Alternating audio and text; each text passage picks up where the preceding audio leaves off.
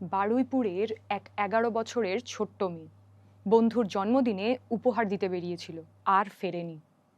পরদিন সকালে পুকুর থেকে উদ্ধার হয় তার দেহ, চালের বস্তায় ভরা, ক্ষত বিক্ষত। কিন্তু এই ঘটনা শুধু একটা ধর্ষণ খুনের ঘটনা নয়, এর ভেতরে লুকিয়ে আছে পুলিশের নিষ্ক্রিয়তা, ক্ষমতাসীন দলের নেতার হস্তক্ষেপ, আর শেষে এক রহস্যজনক এনকাউন্টার। প্রশ্ন একটাই, রাজ্যে যা হচ্ছে তা ন্যায় বিচার না অন্য কিছু? শনিবার বিকেল 4:30 সূর্যপুর বাজার এলাকা থেকে বেরিয়েছিল ষষ্ঠ শ্রেণীর ওই ছাত্রী। সন্ধ্যা গড়িয়ে গেলেও যখন সে ফিরল না, পরিবারে আতঙ্ক ছড়ায়। রাত 7:45 বারুইপুর থানায় খবর দেওয়া হয়, কিন্তু অভিযোগ তখনও পুলিশ কোনো গুরুত্ব দেয়নি। এরপর যা হলো তার রীতিমতো ভয়ঙ্কর। পুলিশ নয়, গ্রামের সাধারণ মানুষই রাতভর খোঁজ চালান। বাজারের সিসিটিভি ফুটেজ দেখে তাঁরাই একে একে চিহ্নিত করেন সন্দেহভাজনদের। রাত 3টে নাগাদ চাপের মুখে একজন স্বীকার করে মেয়েটিকে তুলে নিয়ে গেছে কয়েকজন। ততক্ষণে অনেক দেরি হয়ে গেছে। সকালে মেলে বস্তাবন্দি দেহ। ময়নাতদন্তের প্রাথমিক রিপোর্ট বলছে চমকে ওঠার মতো তথ্য, তার ফুসফুসে জল ঢুকেছিল, অর্থাৎ পুকুরে ফেলার সময়ও প্রাণ ছিল মেয়েটির শরীরে।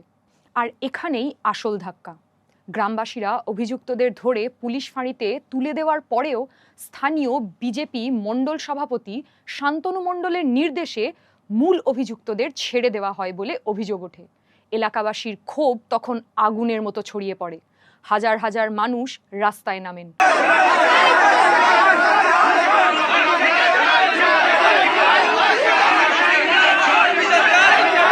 বারুইপুর জয়নগর সড়ক অবরুদ্ধ হয়ে যায়, পুলিশের গাড়ি ভাঙচুর হয়।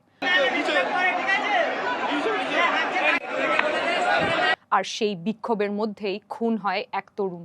গ্রামবাসীর সন্দেহ ছিল সে অভিযুক্তদের সঙ্গে জড়িত। চাপে পড়ে খোদ মুখ্যমন্ত্রী শুভেন্দু অধিকারী ফোন করেন নিহতের পরিবারকে। কিন্তু আশ্চর্যের বিষয়, তদন্ত শেষ হওয়ার আগেই তিনি ঘোষণা করে দেন জনরোষে নিহত যুবক নাকি নির্দোষ ছিল। উল্টে হুঁশিয়ারি দেন বিক্ষোভকারীদের বিরুদ্ধে প্রায় 200 জনকে চিহ্নিত করে ব্যবস্থা নেওয়ার কথা বলেন। প্রশ্ন উঠছে, ধর্ষকদের বাঁচাতে চেষ্টা করা নেতার বিরুদ্ধে কড়া পদক্ষেপ কোথায়, বরং প্রতিবাদীদের ওপর কেন খাড়া নামছে? আর তারপর এলো সেই চমকে দেওয়া খবর। মঙ্গলবার গভীর রাতে ঘটনাস্থল পুনর্নির্মাণের সময় পুলিশের দাবি মূল অভিযুক্ত প্রভাস মণ্ডল নাকি পুলিশের বন্দুক কেড়ে নিয়ে পালানোর চেষ্টা করে, আর পাল্টা গুলিতে তার মৃত্যু হয়। রাজ্যে এই প্রথম এমন এনকাউন্টার। এই তথ্য শুনলেই মনে পড়ে যায় উত্তরপ্রদেশের কথা, যেখানে বহুবার অভিযুক্তদের এভাবেই এনকাউন্টারে খতম করার অভিযোগ উঠেছে বিজেপি সরকারের বিরুদ্ধে। প্রশ্ন হলো, যে মানুষটা এইমাত্র গ্রেফতার হয়েছে, হাতকড়া পরা, পুলিশ ঘেরা অবস্থায়, সে কিভাবে অস্ত্র কেড়ে নিয়ে পালানোর চেষ্টা করে? নাকি এই এনকাউন্টার আসলে বড় কোনো সত্য চাপা দেওয়ার কৌশল? কেননা প্রভাস মণ্ডলই একমাত্র ব্যক্তি যে জানতো এই ঘটনার পেছনে আর কারা কারা জড়িত, কে টাকা দিয়েছিল, আর কোন নেতার হাত ছিল এতে। বিচার প্রক্রিয়া সম্পূর্ণ হওয়ার আগেই তাকে খতম করে দেওয়া হয়। এটা ন্যায় বিচার নাকি ন্যায় বিচার আটকে দেওয়ার চেষ্টা?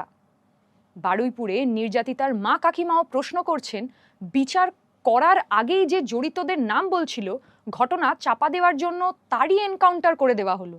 সাধারণ মানুষ যারা ঘটনার প্রতিবাদ করছে, তাদের তুলে নিয়ে কেন যাচ্ছে পুলিশ?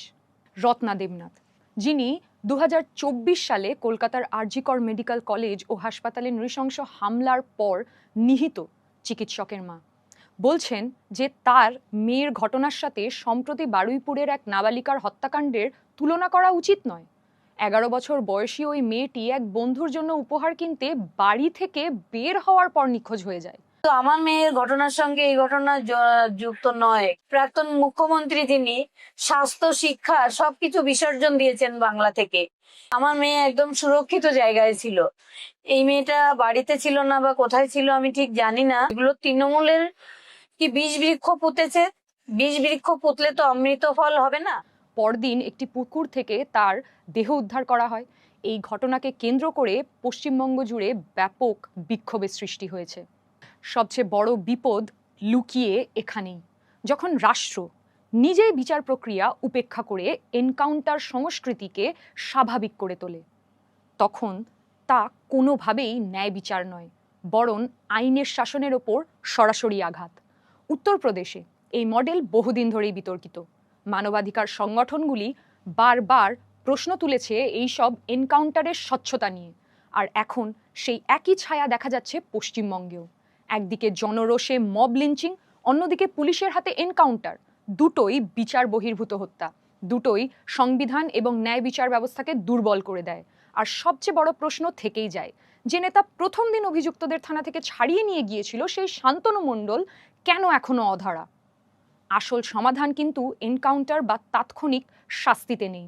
প্রয়োজন স্বচ্ছ স্বাধীন তদন্ত, প্রতিটি অভিযুক্তের ন্যায় বিচার, পুলিশি গাফিলতির জবাবদিহি, আর সবচেয়ে জরুরি প্রতিটি মেয়ের নিরাপত্তা নিশ্চিত করার মতো বাস্তব পদক্ষেপ।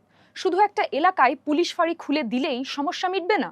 প্রশাসনের প্রতিটি স্তরে দায়বদ্ধতা আনতে হবে, রাজনৈতিক প্রভাবমুক্ত পুলিশ ব্যবস্থা গড়তে হবে। নইলে আজ বারুইপুর, কাল মালদা, পরের দিন অন্য কোথাও এই আতঙ্কের চক্র থামবে না। আপনার কি মনে হয়? কমেন্টে জানান। Don't forget to like, share and subscribe to stay updated with the latest incidents. Hit the bell icon to never miss an update. We will see you next time with more news that matters. Stay informed, stay safe.